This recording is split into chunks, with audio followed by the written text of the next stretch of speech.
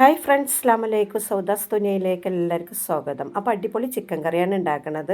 സവാള, തക്കാളി, പച്ചമുളക്, ഇഞ്ചി, വെളുത്തുള്ളി എല്ലാം കൂടെ ഇട്ട് മിക്സിയിൽ അരച്ചെടുക്കുക. കുറച്ച് വലിയ ജീരകം കൊടുത്തിട്ട് അത് മൺചട്ടിയിൽ വെളിച്ചെണ്ണ ഒഴിച്ചിട്ട് ഒന്ന് വഴറ്റി കൊടുക്കുക. അതേപോലെ വഴന്ന് വരുമ്പോൾ മുളകും പൊടി, മല്ലിപ്പൊടി, മഞ്ഞൾപ്പൊടി, കുരുമുളക് പൊടി, ഗരം മസാല ഇട്ടൊന്ന് വഴറ്റി കൊടുക്കുക. അതിലേക്ക് ചിക്കന് കഴുകിയത് ഇട്ട് കൊടുക്കുക. കറിവേപ്പിലയും മല്ലിച്ചപ്പും ഇട്ട് കൊടുത്തിട്ട് ഇതേപോലെ ഒന്ന് ഒരു 2 മിനിറ്റ് വേവിച്ചെടുക്കുക.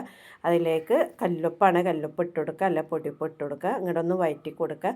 2 മിനിറ്റ് കഴിഞ്ഞതിലേക്ക് നമ്മൾ മിക്സ് കഴുകിയ വെള്ളം ഒഴിച്ചു കൊടുക്കുക. അപ്പോൾ ഇതേപോലെ ഒന്ന് ഇളക്കി മൂടി വെക്കുക. അതിനുശേഷം നമ്മളിതിലേക്ക് പൂളപ്പത്തിരിയാണ് ചിക്കൻ കറിയിലേക്ക് ഉണ്ടാക്കുന്നത്. ഞാൻ ഓരോ ദിവസം നമ്മൾ ഉണ്ടാക്കുമ്പോഴും വെറൈറ്റി ആയിട്ട് ചിക്കൻ കറികളാണ് ഉണ്ടാക്കുക.